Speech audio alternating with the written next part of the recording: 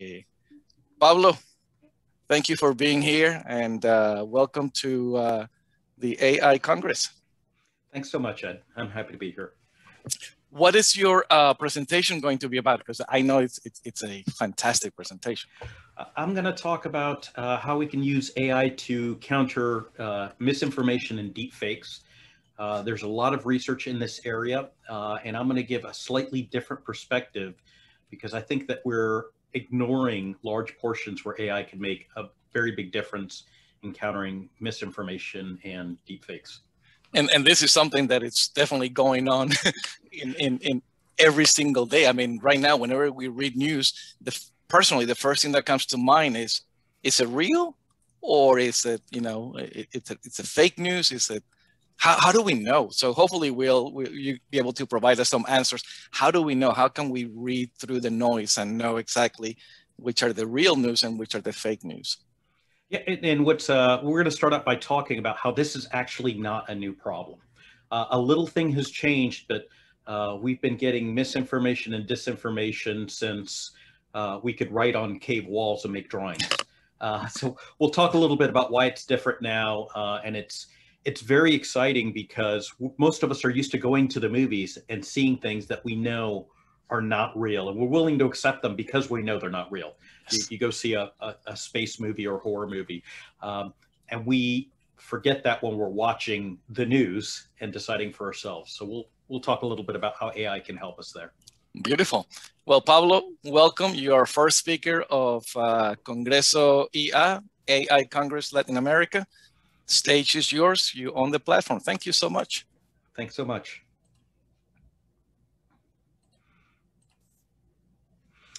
Okay, so as I mentioned, I'm going to talk a little bit about how we can use artificial intelligence to counter misinformation and deepfakes.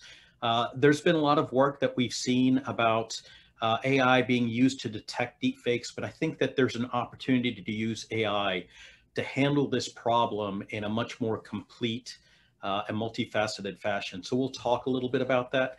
First, a disclaimer, we all have jobs. The views from this talk are mine and mine alone. They do not represent the views of my employer. So very quickly, I'll talk a little bit about misinformation and what's different now over historically, what we've seen with misinformation. I'll talk about how AI is being used to conduct misinformation attacks. And I think once we understand how the adversaries are using this, it'll be easier to have a conversation about why our current defenses are not working and why they're ineffective. And then I'll talk more holistically about what we could be doing in the future with AI to counter deepfakes and counter disinformation. And then I'll just leave you with some quick takeaways. So when we look at the evolution of information, in the very early days, you had parchment and you had a quill and ink, and books were handwritten, and literacy was not common. The literacy and the ability to write messages required a tremendous amount of education and money, and so it belonged strictly to the rich and the powerful, the heads of church and the heads of state. And their ability to transmit their information, transmit their message, was limited by how far they could physically carry these scrolls and these books and these parchments. And you fast forward a bit and you go to more of an industrial technology, the Gutenberg press. And the Gutenberg press had a couple of intended consequences, which are that it allowed for more transmission of information. And it had some unintended consequences in that because there was more of an ability to receive this information, the rate of literacy increased.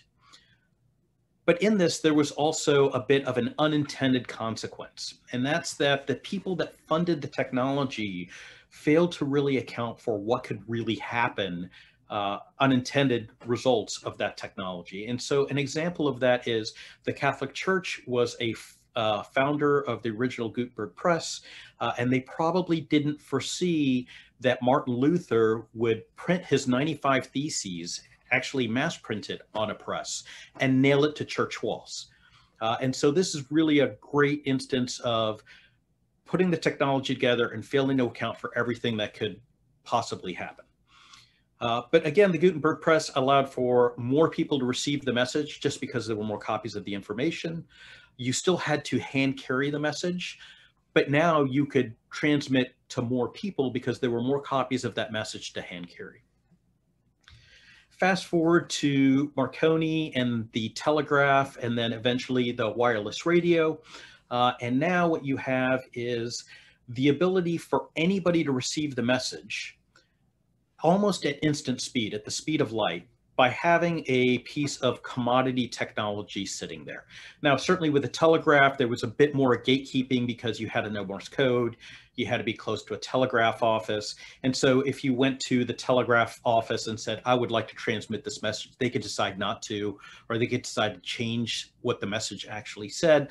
But for the most part, you could now transmit over very long distances, one-to-one with telegraph, and then broadcast eventually with radio in a way that required really no specialized knowledge. And then the example of how we failed to account for misinformation with the radio was the War of the Worlds. A lot of people listen to radio not just for news, but for entertainment, and nobody accounted for the fact that it was possible to mistake entertainment as news. And so when War of the Worlds transmitted, which was an entertainment program about aliens invading the Earth, people that kind of tuned in late thought it was an actual newscast, and they panicked. And so again, you still have to be, somewhat relatively important. You can't just show up to your local radio station and say, I want to transmit to everybody in my country. That doesn't really work. But really, just about anybody can receive the message. So the number of people that can send a broad message is still relatively small, but the distance and the breadth of the audience is huge. Then you fast forward to television. When you get to television, again, what changes now from the radio is now you have not just voice and sound, but pictures. And so again, even further ranges because there's been improvements in transmission technology, but now literally anybody can receive a broadcast message of video and pictures and sound by just having a piece of equipment. And the example here is there was actually in the United States, there's an April Fool's Day. It's a holiday of pranks. And one of the television stations transmitted a show about the spaghetti harvest in Italy. And it showed video of women literally picking spaghetti from trees. And it actually fooled a lot of people. And if you go further, now you start to get to the kind of conspiracy thing. There are still people that believe that despite the video of the American landing on the moon, that this has somehow been faked. I've got my own feelings on that. If you've seen science fiction movies from the 60s when this happened, their special effects weren't good, but legitimately there's still people believe that the American moon landing was faked, and that was some sort of a conspiracy and misinformation campaign by the American government. So that's where we were, and that's great, and I think we all kind of understand that. And so what has really increased is the ability for a small number of people to transmit a message to an ever-growing audience. If you wanted to reach the people of your country via television, you can't just show up to your television station and say, I want to be on TV. You're going to have to be the president or somebody of importance so that they will actually carry the message. So what's changed? What's different now? And what's changed now is the internet and social media. And so while all other information technology has been about a small number of people transmitting to an ever-growing audience, what has happened with social media is it allows anybody to transmit to a massive audience. And really, it's the first time in history where an individual person can have similar power to a nation state or a head of state or a head of the church.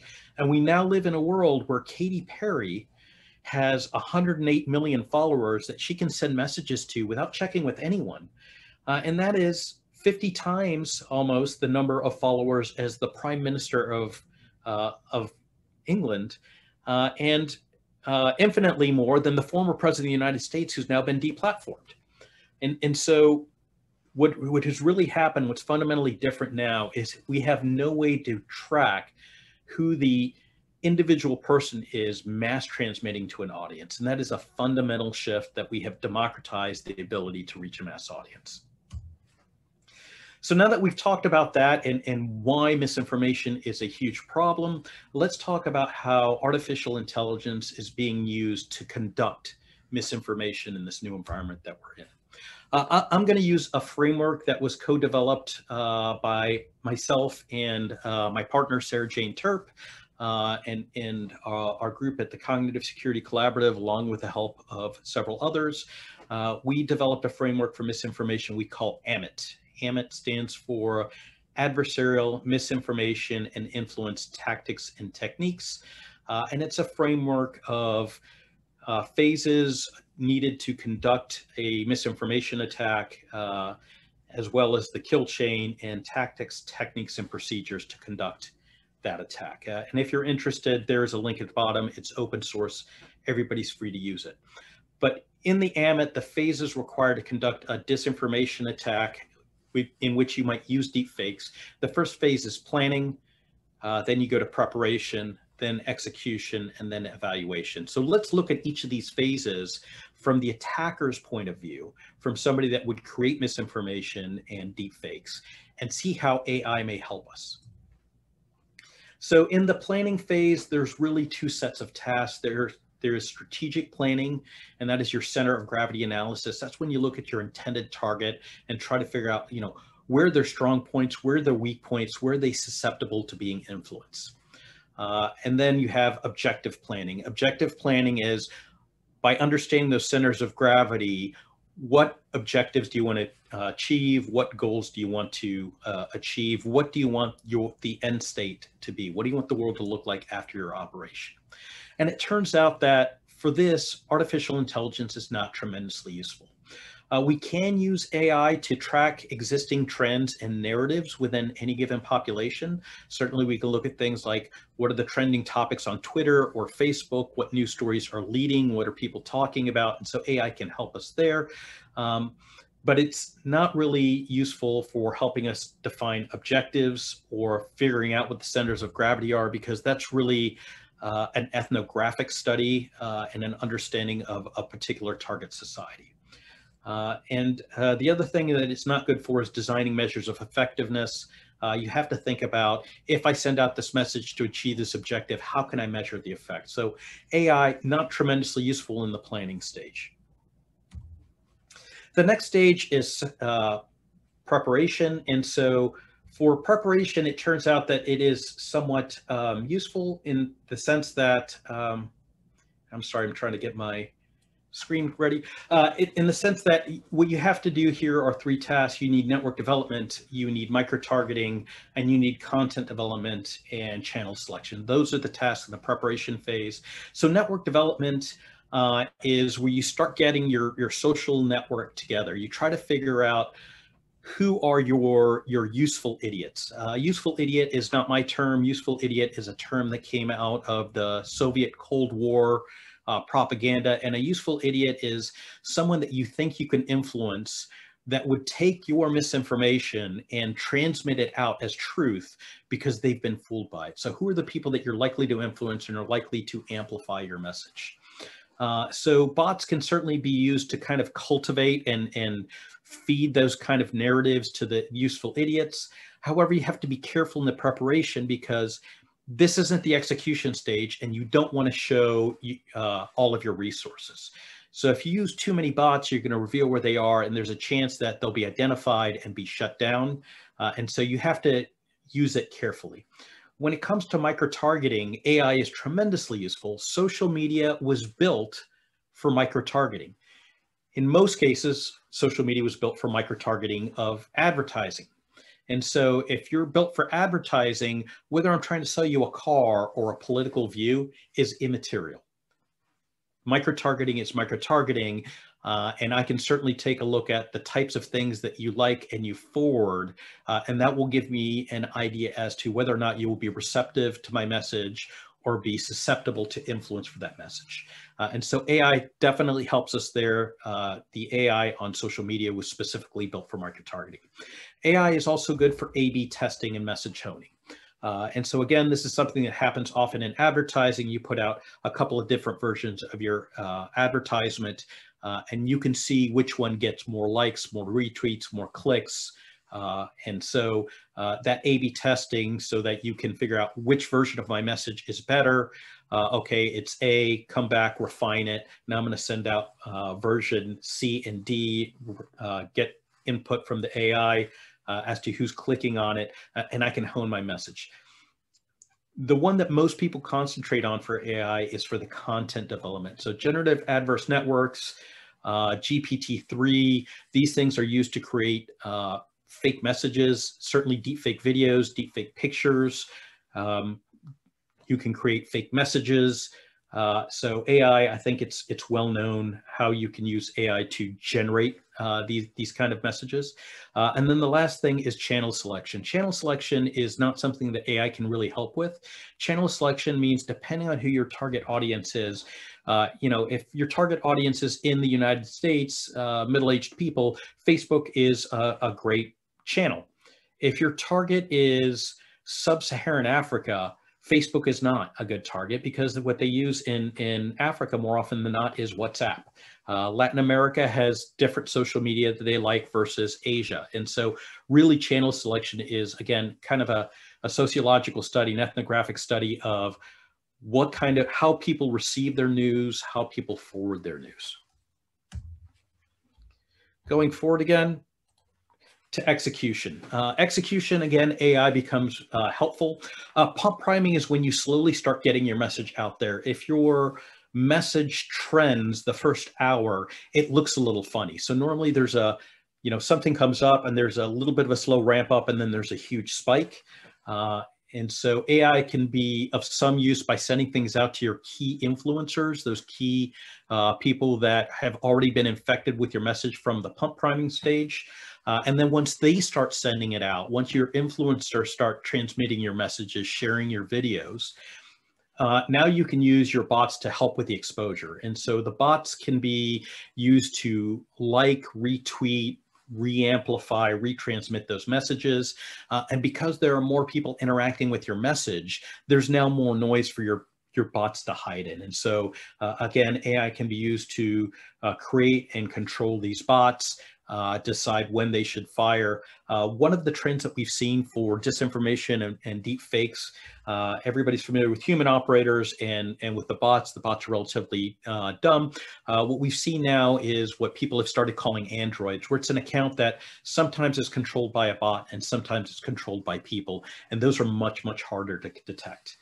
One of the other things you can do with execution is we call go physical, and that's usually generating physical products, convincing people to go out and do protests. Again, bots aren't tremendously useful for that, but for exposure and getting your message out there and amplifying that message, AI is tremendously helpful. Once you've conducted your execution, you need to evaluate, just like anything else. Look at how successful was I? Where did I do things well? Where did I not do things well? That way I can adjust things and go through the next phase of execution.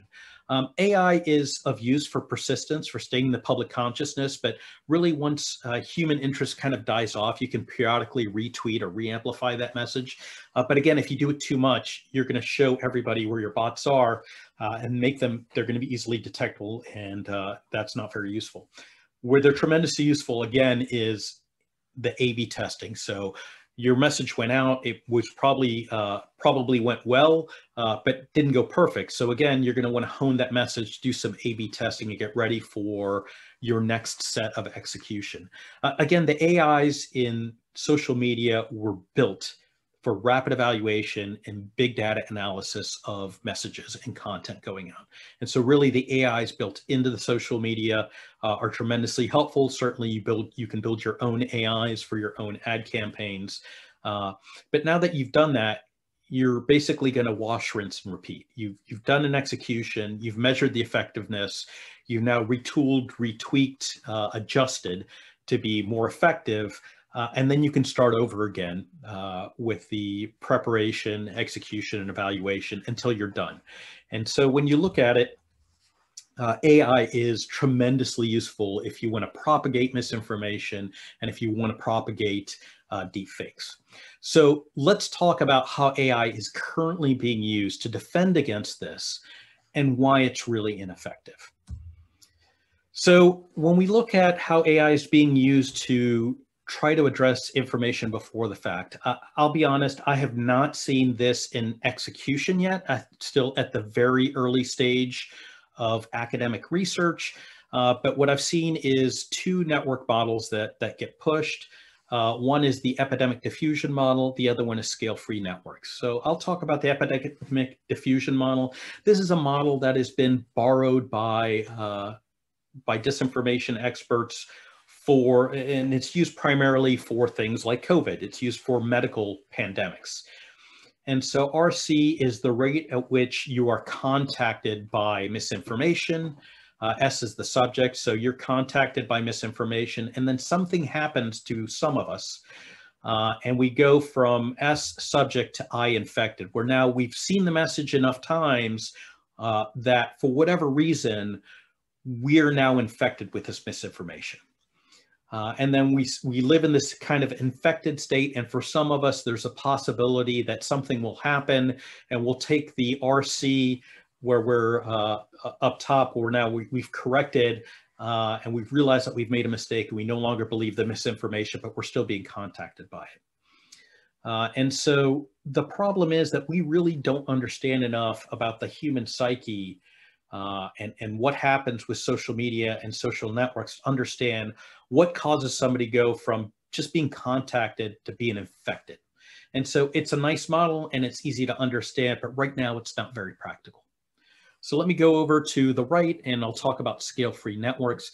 Scale-free networks, and we've all seen pictures that look like this, usually for the internet, but scale-free networks are the mathematical model that are used to describe traditional human networks. And so if this were a network describing business contacts, the dominating characteristic, the predominant characteristic is that links form at a much faster rate than they dissolve. And so if you think about it in the terms of business contacts, when you just start out after university or after school in your job, you have a small number of contacts. But as you go later in life, you're going to gain a lot more contacts. Now, you will lose some contacts, but you're going to lose contacts at a much slower rate than you gain them. And so you get this ever increasing network size up to whatever degree. The problem that we see with social media is that while with normal human networks, the number of links between you and other entities grows at a much faster rate than it decays. In social media, what you see for any particular divisive topic where there are differing opinions is that links break much faster than they form. And so what you end up seeing is that if you've got a social network and there's a divisive topic, the network will bifurcate or split in two very, very quickly. And so the model of scale-free networks can't really describe that. There is ongoing research to come up with a new math model for this phenomenon, but I don't think that there has been one that has been really accepted and taken off yet. So really, while addressing misinformation, deep fakes before the misinformation gets transmitted is the preferred method, we really have a problem here because we don't have good models. We have a lack of data as to how this really works because social media hasn't been around that much. We have a lack of data because we're just now starting to look for misinformation and identify misinformation. This whole problem is made worse by the fact that we've got a shifting landscape. 10 years ago, if you wanted to target the youth, you would use Facebook. I'm not sure that's the case anymore. You would probably be on TikTok or Instagram or another network. And also the technology that's used to transmit those messages, to create those messages, we went from text only, now we have deep fake videos. The other problem, and this is a problem that is not going to go away, is that the amount of information that gets transmitted every day on the internet grows exponentially. And there's just too much content to analyze in real time. We can't predict all avenues of attack. And so while there are things that we want to do to kind of prevent misinformation and deep fakes before they hit the network, the reality is that we've got to take a step back and figure out a better way to do it, because just looking for the content is not going to cut it. So when it comes to specifically addressing misinformation after the facts for deepfake content, certainly there's been a lot of work with AI to analyze videos. There are two categories where AI is being used to analyze videos and pictures to see if they're deepfakes. The two categories are frame-based methods, and the second category is temporal correlation-based methods. And there are lots of companies that are spending a lot of money doing this. Microsoft is certainly spending a lot of time and effort doing this. They've released several tools. And so frame-based methods can do things like forensic camera classification, looking for blending boundary anomalies, and looking for subtle fading anomalies. And Microsoft just released a tool that will look at a video and frame by frame give you a percentage chance that the video has been faked. Temporal correlation, you can do something called motion vector analysis. And what that really does is it takes advantage of video compression to guess what the next frame should look like, and then see if that next frame actually looks like that. And by doing a little bit of math, you can get a pretty good idea as to whether or not something has been faked. And then the last one is biological indicator analysis. There's been research that's been done counting the number of times a subject in a video blinks, or I know that there's been some research that was done on whether or not somebody's complexion changes because of the heartbeats. These things are not usually perceptible to the human eyes because we're not looking for them. Once we look for them, then we can kind of see it. But the AIs are very, very good about finding these things after the fact and saying, hey, look, this has probably been messed with or faked in some way or form. AIs are also used not just to look at the content, but to look at the way that the content has been propagated and spread through the internet. So two methods that are used are propagation-based detection and time-based cascade detection. So if you look at the top, propagation detection, the top right is confirmed news. And so what normally happens is if you look at the number of tweets, nobody talks about it, and then it comes to be new, everybody's talking about it, there's one peak, and then it falls precipitously because everybody knows that this has happened and everybody agrees that it's happened. And so it kind of dies off and fewer people talk about it. On the top left is unconfirmed news. And this is easy to tell because there are multiple peaks. And those multiple peaks come from those bots that aren't very smart, continuing to try to amplify a message that nobody's paying attention to. And so what happens is instead of one peak where everybody sees it, everybody spreads it, and everybody agrees that this has happened, with unconfirmed news, you have these multiple peaks because the bots are trying to re-amplify. Time-based cascade detection really looks at how a message is spread. And so what you see is you can see that there's going to be a bigger depth for false news, again, because bots are trying to propagate it. But what you see on the bottom right is when you look at that curve, there's a much larger inflection point. And that inflection point is happening because all of a sudden, these bots that weren't previously activated have now been activated to, again, re-amplify the message and keep it in the published consciousness. So that red line has a much larger inflection point, fake news because of those bots, than the green line does as real news. So the problems with addressing misinformation and deepfakes after the fact are not technology problems. They're cognitive problems. So in order to discuss that, I'm just going to introduce some very basic cognitive concepts. So cognitive dissonance is the stress induced psychologically when a person views something to which they have contradictory beliefs, ideas, or values. Cognitive friction is your mind's resistance to accept and assimilate new beliefs, new ideas, and new values. Cognitive ease is how easily you accept new beliefs, ideas, or values. And cognitive ease gets taken advantage of to do something called cognitive easing. And cognitive easing is when I repeat a message to you over and over and over again until it becomes easier for you to believe that. And so we've all probably used Snopes or one of those things where, you know, we've heard something numerous times about something crazy like, you know, the fake moon landing, or, you know, we've all heard the crazy story about the murder with a hook for the hand. And so when somebody talks to us, we go, yeah, I think I've heard something about that, but we forget what we've heard. And so again, a more nefarious name for cognitive easing is indoctrination, but that's what it is. Cognitive easing is indoctrination. So the problem with handling disinformation, deepfakes after the fact is we have to overcome all of these. So the first thing is, when I showed you how AI can help us identify fake media, that requires some higher order math and some knowledge of technology. And while it's very easy in this audience to possibly talk about that, the average person is not going to understand. And if you try to explain forensic artifacts and metadata to the average person, the average viewer, they're going to look at you and go, listen, you're a doctor. I don't know what you're talking about, but I know what my eyes saw and I know what my ears heard. And oftentimes what that does is you trying to convince somebody, even with scientific proof that something is fake, devolves into a discussion of fake news. Misinformation and deepfakes work because it takes advantage of people's existing biases. The people that buy the fake news were already leaning in a way to believe the fake news because it more easily integrates with their existing beliefs.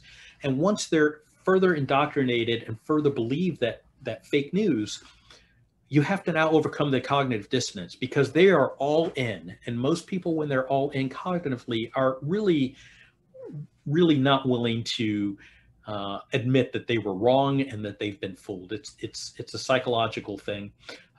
Cognitive friction, again, if you're trying to convince somebody of something that they're not willing to believe or likely to believe, you have to overcome that cognitive friction. And again, they're going to see these fake messages over and over and over again. And so cognitive easing has gone into it. Education is something that I often see talked about for helping with deal with misinformation. The problem is that we don't have 20 years for the school children to be voting adults. We need to do something for the adults that aren't necessarily going to school. And so really dealing with misinformation after it gets propagated is not an answer. So now that we know that everything that we're doing is not quite right, where can AI really help us with disinformation defense? So what I'd like to do is walk through the AMIT framework again, walk through those phases and see, we've seen how the bad people use it, how the adversaries use it. How can the good people use it? So as a reminder, for disinformation, the red AI was not very useful for planning for adversaries. It was really good for preparation and execution, and it was pretty helpful for evaluation. So let's see how we do on the defensive side. So planning, it turns out that unlike on the attack side, on the defense side, AI is helpful for defense. And the reason is that we know our own centers of gravity. We know what's important to us. We know what's important to our people. And therefore, we know what to protect. You know, there are certain things that, regardless of the country or the company that you live in, that company or that country has a culture, and there are things that you believe. I believe that the Argentine national team is going to win the World Cup, and Ed is not going to talk me out of that. And so I'm going to protect that message. And then we know, based upon that, what's critical. And so we can put defenses in there and monitor the critical things with AI to look for things that are anomalous. If we start to see messages that are a little bit different than we expect in our important nodes, AI can certainly allow us to see that in the same way that we're starting to use AI for SOAR to defend against anomalous things on our computer networks. We can use AI to monitor for things on our social media and social networks as well. And so using AI for early warning is very plausible. We just haven't done it yet, but we can certainly take advantage. Going to preparation, again, it's useful for some aspects of preparation. It can help us identify influencers and allies. So certainly we can go in there and go into social media and we can see, well, who are the influencers for any given topic? I'm sure Ed probably did some of this when he tried to figure out who to get to present for his various events. But we all know who the influencers are in our community for various things. And so AI can help us with that.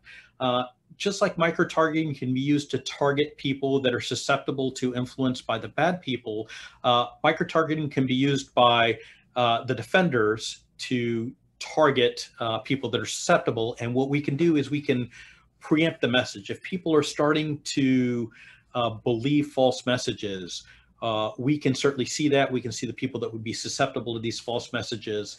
And so we can target them with legitimate information from the government or from the head of the church or from whoever the legitimate source is for that topic.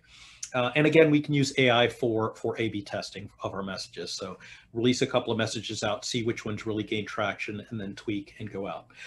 Where it's not good for defense is content development. And the reason is that if you're the defender and you're trying to defend against fake news, your sources, your content must be 100% authentic. Because if it's not, if you go in there and you Photoshop things, or if you go in there and you alter things in video, then that gives the adversary an opportunity to say, see, look, they're faking things. We're the legitimate source, they're faking things. And so you can't do that. And just like on the attack, the defense, it's also not good for channel selection. Although if we're defending, we're normally defending our own populace. And so we already know what channels our populace is using. Going forward to execution, prompt priming, again, it's of limited use due to limited targets. And again, people don't like to be targeted by bots. If we're supposed to be, the defenders, if we're supposed to be the good people, and somebody can point and say, you're being targeted by bots from the government, that's not going to be looked at well. But it is very good for exposure. And so AIs can be used for basic fact checking. It can be used to track the originating source of a message. And it's very, very good for deepfake detection. So the current generation of deepfakes is perceptibly bad. In many, many cases, somebody with no bias or somebody with limited bias can look at a message or look at a deepfake video and go, that's not quite right, right? We can actually physically see it. But there's a bit of an arms race there, and the deepfake videos are becoming easier to do. And the next 4 to 5 years, we're going to be able to create Hollywood-style deepfake videos on our cellular phones and our consumer devices. And so they're going to be really almost impossible to tell just by looking at them and just by listening at them. It's going to require some sort of analysis. So the AIs are going to be able to help us there by looking for biological, medical anomalies, or looking for mathematical anomalies in the motion vectors. And again, Go Physical is not going to be enabled by AI. Just like on the attack, on the defense, AI is somewhat useful for evaluation. We don't want to use AI for persistence. Again, if you're supposed to be the defender, if you're supposed to be the hero, using bots does not really allow you to be seen as a good person. Now you look like like an evil hacker trying to fool people. And so it's of marginal use. Certainly you can send out things on a somewhat regular basis. You can time things. But again, your bots are easily detectable. But you've sent out messages. So again, A/B testing for counter messaging is good. Hey, was your message received? Is it actually changing the narrative? Are people talking more about what you're putting out than what the adversary and the deepfakes are talking about? And so again, rapid evaluation of big data for analysis and analytics and message honing. AI is tremendously useful here. And again, the social media networks were built for this. And so when you compare these things, right, when you compare attack and defense, what you actually see is AI should be helping us defend against deepfakes and against misinformation more than it's helping the attackers. The problem is that so far we haven't done it. What we've been using AI for is strictly for in the execution phase and possibly in the evaluation phase to detect deepfakes after they've already been transmitted. And so by the time that we see it and recognize that it may be a deep fake because it's getting a lot of traction, those people have already been infected. And now it's much harder to convince them of the truth because they've internalized that message. So by spreading our use of AI across the spectrum, from planning to preparation to execution to evaluation, we can make significant inroads into addressing this issue with AI. So some overall conclusions and takeaways. Misinformation and deepfakes are really a social problem that's enabled by technology. This is not a technology problem.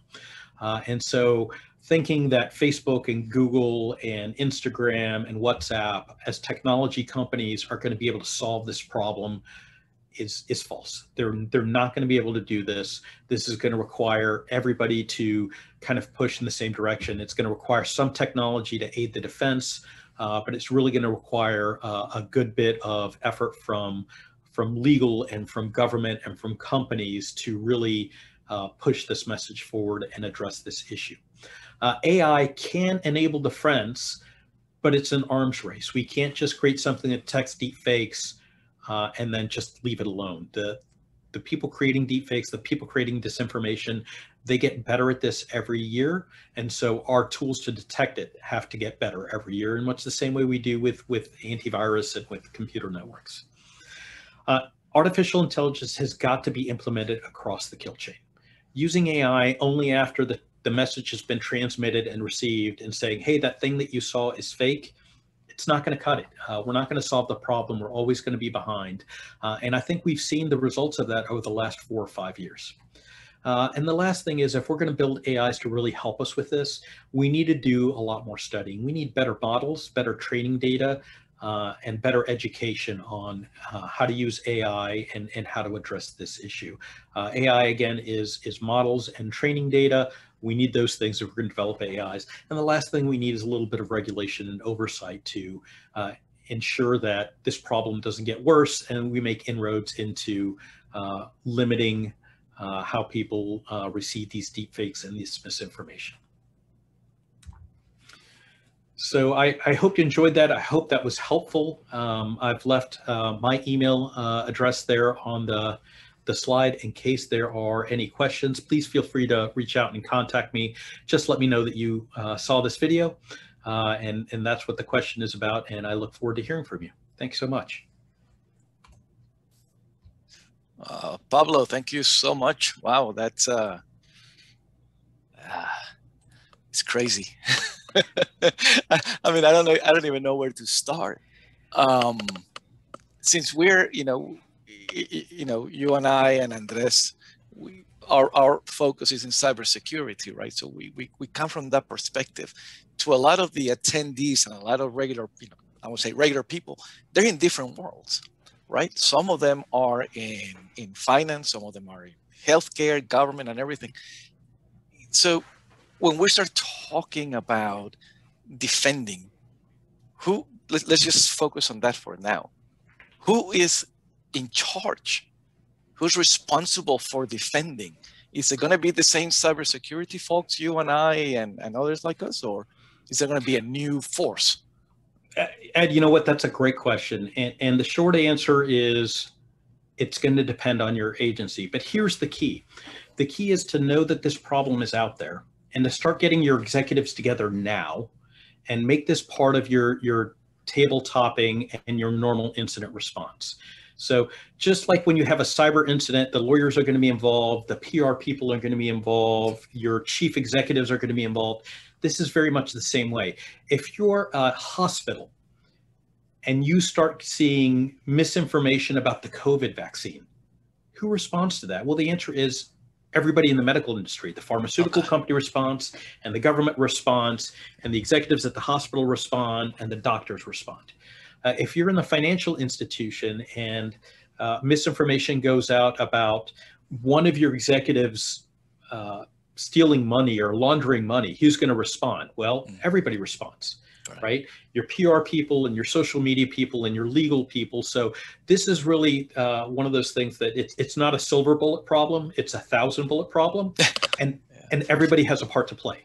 And the key is you don't want to wait until you have an incident before you have these discussions. You want to gather everybody around the table and go, if we have an incident like this, who does what? Who's in charge? Who talks to who? Because after you have the incident, it's really hard to think about those things because everybody's in a panicked mode. Exactly, exactly. And again, in our world, cybersecurity, it's we're pretty far ahead on that aspect. Good comments here. Great presentation. Perfect. Another question. So this is in our infancy, right? AI. I mean, you developed that frame, kill chain, and everything. But you mentioned something that was very important. You mentioned that bots, and then that AI can detect those. But now there's something new called androids, which is a combination of bots and human control, which is more difficult. So right there, it tells me we already are behind the game. I mean, the attackers, as usual, are far ahead of us in this regard. So what can we do? I mean, what's a nice uplifting story here? Yeah. So let me get rid of the fear, uncertainty, and doubt here. Yes. Here's the good news about this. 4 years ago, when people were talking about misinformation and deepfakes, it was academics and it was people in the industry. Now my mother will literally call me up and go, I saw this thing. Do you think it's fake? And it's not that my mother's not an amazing woman and a tremendous lady. She is, but she doesn't work in this field. And so the fact that you can turn on the news and have people discussing deepfakes and misinformation gives me hope that at least people are aware that it can happen. And so just like in cybersecurity, we're realizing it's a problem. More people are talking about it. As more people are talking about it, we'll get better solutions, and we'll learn to live with it and how to live within acceptable risk. But just the fact that the average person realizes that you can take a dead actor and put them in a movie and have it look completely real, that they know that that technology exists, is sufficient for most people to go, should I really believe what I'm seeing? Okay. You also mentioned about Argentina is going to win the World Cup. I heard that. That was just for you. I know. That's your center of gravity, or that's your beliefs, right? So if it goes against those, it's going to be more difficult for me to attack you and to try to change your mind. That's basically. So that's right. So the attackers already have done all the study, all the planning, and they know how they're going to proceed and stuff like that. Okay. And so then you mentioned part of the defensive tactic, models and training. Now, based on my new knowledge on AI from putting together this and speaking with some of you experts, there's different models. The model doesn't apply, the same AI model in cybersecurity does not apply to AI in fintech or AI in medical or health or whatever. So are we talking about multiple models now per industry? How do you see that coming? Because I see that becoming really difficult. No, that's great. So you're going to have to tweak models a little bit. But I think that misinformation on the whole, I think that there's going to be one model that explains how misinformation happens on, say, Facebook. So if you're, maybe we take a look at a couple of misinformation campaigns on Facebook and we build a model for that. Then we take a couple of misinformation campaigns on WhatsApp and we take a look at, we read those. There's a good possibility that those are going to overlap, right? And so how misinformation spreads and what that does to a social network, I think eventually we're going to get to a unified model for that. Now, that's going to be a very different model than a cyber attack model and how, a worm propagates through a network or a cyber attacker propagates through a network. But I think that misinformation eventually will get to a power law, a math model that will help us kind of identify something to look for misinformation deepfakes. Do you think at a government level, because right now we're talking about attacks to society, right? So that becomes part of a government, issue, right? How do you see governments moving forward, dealing towards this? Do you see, yes, the States and in Europe, they're doing a lot of things, right? The governments, but in Latin America and other countries, Latin America, since we focus in Latin America, do you know what the movement forward to use AI and implement AI and accept how AI is being used? How governments are open to that? Yeah, that's a longer discussion, and that really is going to be different from country to country. And I'll give you two extreme examples because Latin America is not unified, and how people feel about their government in Venezuela is very different than how they feel about the government in Colombia. So let me use two other examples. If you're a Chinese citizen, the Chinese citizens absolutely believe that their government never does anything wrong and is there to protect them. So they're very willing to accept censorship, good, bad, or otherwise, from their government. In the United States, we have a healthy distrust of our government, and we don't like censorship. We like to say, hey, look, I'm a smart person. I can figure it out on my own. So we're probably going to be a lot more resistant to the government using AI. So it's really up to the government and their citizens to get together and figure out what is acceptable for our society. Is it acceptable for the government to block things and not tell us? Is it acceptable for government to block things and then tell us what they blocked and why? And that is really going to be very different from country to country and area to area. But I think that that is a discussion that government should be having with their citizens, and citizens should be asking their government, how are you going to protect us from this? Yeah. And when the government proposes something and go, well, I'm not quite okay with this. I would prefer it if you did this way, but we need to have that discussion now. Good. And I know tomorrow, one of our closing keynotes is with someone from the Colombian government. So we're going to be talking to them about this. There's a question here about the algorithm. It says, Pablo, does the algorithm take into account the importance of a node in a network? And if it does, what metric ranks the importance of the node? That's a great question. And that's very specific. And the answer is, it depends on your model. And I already mentioned that we don't have good models. And so that is part of the question that we need to answer. You know, certainly one of the things that you might do, and this is not necessarily the right answer, is if you're looking at, you know, a social media, how many followers do they have, right? How many links are there to any particular node might be very important. On the other hand, somebody that has very few links might have links to somebody that's very important, like your national government leaders. And so those are excellent questions, and those are things that we haven't developed, and we really need to do some analysis to develop those models. Okay. Yeah, and that's what I meant, right, about for the first question, that the attackers are already two steps ahead of us, and we're just beginning to develop this. And in cybersecurity, that's normal. I don't know if it's going to be a shock to people that are not in our industry to learn that and adjust their way of thinking to that reality. We're always going to be behind the attackers. Here's a question, and let me see if it makes sense to you. And I know we only have like 2 minutes. Deepfakes can be used on social engineering attacks. But, you know, the reality is integrated by, you know, it was made up by a lot of dimensions, such as the environment, persons, sound, among others, right? So deepfakes, you know, will not have all these characteristics. But these things can be made using an AI model to mislead a person.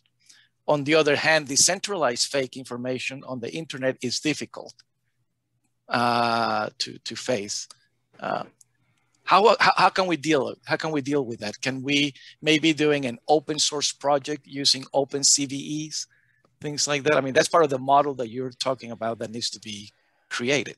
Yeah, no, that's great. So good question. Part of the reason that Sarah Jane Turp and I and our group developed the AMIT framework is so that people could start to share threat indicators or indications of compromise, just like we do in cybersecurity. And so if we make that framework better and start sharing information amongst companies and governments and citizens, I think that will identify some unique solutions. If you look at the framework, we went through each phase of the kill chain and looked at what are the techniques, tactics, and procedures that will allow the attackers to finish this task. The other thing that we added in there is, here are some suggested defenses for each tactic, technique, and procedure that the attacker might use. Here are some defenses you might enable. And so I'm not suggesting it's complete. As a matter of fact, I know it's not. I'm not that smart. Sarah Jane's not that smart. But I'm hoping that between all of us, as we start using this framework, which again is free, we can find solutions, share solutions, and come up with best practices for this, just like we do for cybersecurity. Beautiful. Pablo, thank you so much for your time. I know you're extremely busy.